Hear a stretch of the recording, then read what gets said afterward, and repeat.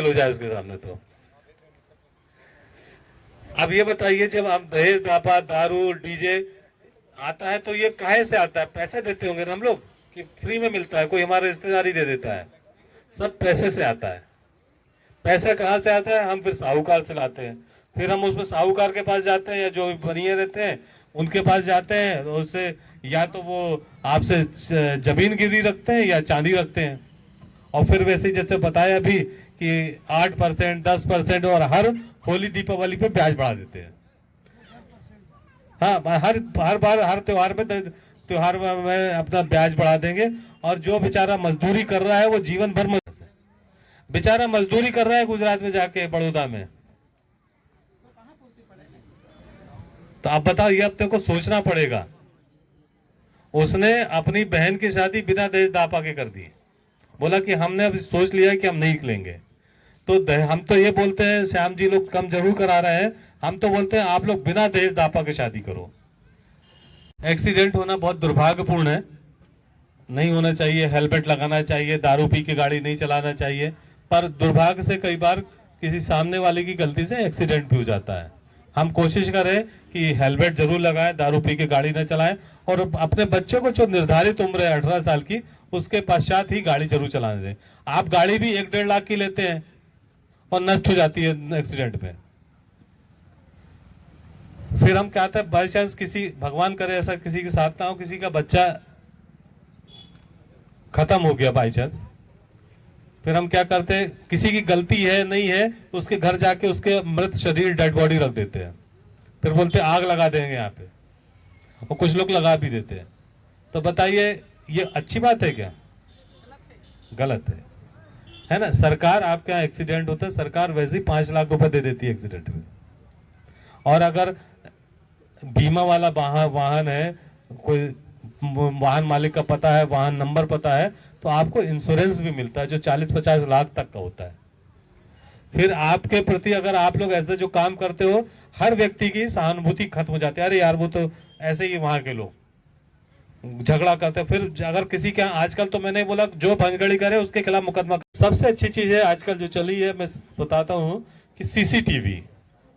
आप लोगों को अपने गांव में जिन लोगों की हैसियत है, जिनके पास कैपेसिटी है, जो उतना कमाते हैं, वो अपने घर में कम से कम 4 कैमरे जरूर लगवाएं। बहुत महंगे नहीं आते आजकल। और अगर हम नहीं लगवा सकते, हमारे पास इतना हम नहीं करवा सकते, तो 8-10 लोग मिलकर भी लगवा सकते हैं।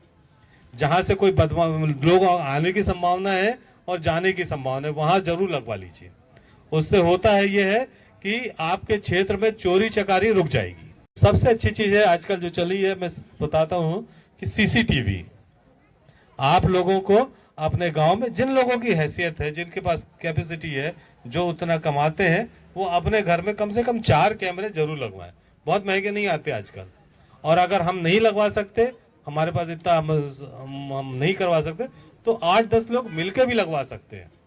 जहां से कोई लोग आने की संभावना है और जाने की संभावना है, वहां जरूर लगवा लीजिए।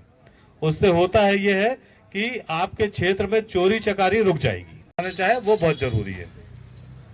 शिक्षा के बाद बात ही आती है, जब हमारे बच्चे पढ़ लेते हैं तो फिर उनकी शादी जरूरी हो जाती है कि हमें जो कि परिवार बढ़ाना है, उनका भी अब बच्चों को पढ़ाना है, तो 18 वर्ष और 21 वर्ष बच्चों की शादी जरूरी है। उसके बाद ही शादी करिए, उसके पहले शादी मैं यहाँ देखता हूं कि हम जीवन भर, तो उस बच्चे को समझाइए, बच्चा या बच्ची की जो सरकार ने, भारत सरकार, मध्य प्रदेश शासन ने निर्धारित कर रखा है, उसके पहले वो विवाह ना करें। जब वो हो जाता है अपना पढ़ाई लिखाई उनकी, तब विवाह करें। और उसके पश्चात जब नौकरी कर लेंगे तो अच्छा मिलेगा ही सब कुछ। शपथ लेते हैं कि हम हमारे बच्चों को कम से कम 12वीं तक अवश्य पढ़ाएंगे। 2 पहिया वाहन जैसे मोटरसाइकिल, स्कूटी आदि चलाते समय हेलमेट का उपयोग जरूर करेंगे। शादी एवं विवाह में दहेज दापा नहीं लेंगे। शादी में डीजे नहीं बजवाएंगे। हम किसी प्रकार के नशे का सेवन नहीं करेंगे। हम अपने बच्चों की शादी, लड़की का विवाह 18 वर्ष के बाद तथा लड़के का विवाह 21 वर्ष के बाद ही करेंगे। थैंक यू, धन्यवाद।